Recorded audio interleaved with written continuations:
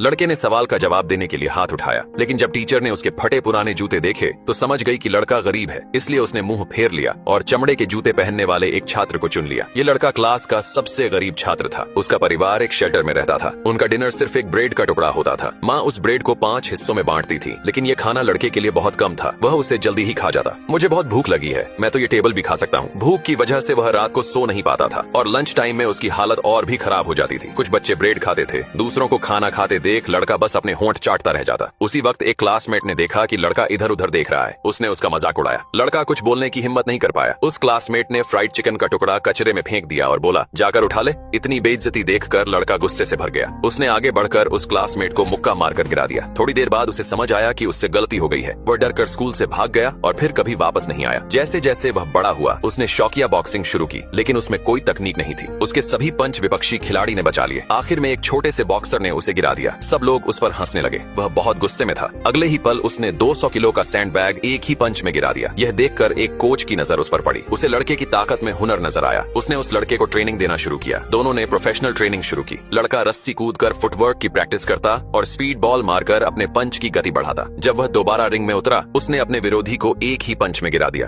अब वह world boxing champion बनना चाहता था। कोच सिर्फ मुस्कुराया, लेकिन किसी को उम्मीद नहीं थी कि अपनी ताकत और मेहनत के दम पर वह 1 साल में प्रोफेशनल बॉक्सर बन जाएगा। उसने लगातार 41 मुकाबले जीते। वह सच में चैंपियन बन गया। एक दिन उसने देखा कि एक लड़का ओली उसका मजाक उड़ा रहा है। वह गुस्से में आ गया। उसने ओली को मुकाबले के लिए ललकारा। मैच में ओली अपनी तेज चाल से उसकी ताकत को खत्म करता रहा। 8वें राउंड में ओली ने मौका पाकर उसे गिरा दिया। इसके बाद वह बहुत उदास हो गया। एक मैच में वह अचानक बेहोश होकर गिर पड़ा। जब होश आया उसने कहा कि उसने भगवान को देखा है और अब वह नया इंसान बन गया है। उसके बाद वह पूरी तरह बदल गया। अगले दिन वह नदी में बपतिस्मा लेने गया। उसने बॉक्सिंग को अलविदा कह दिया और पादरी बन गया। कुछ सालों बाद वह मोटा सा अंकल बन गया।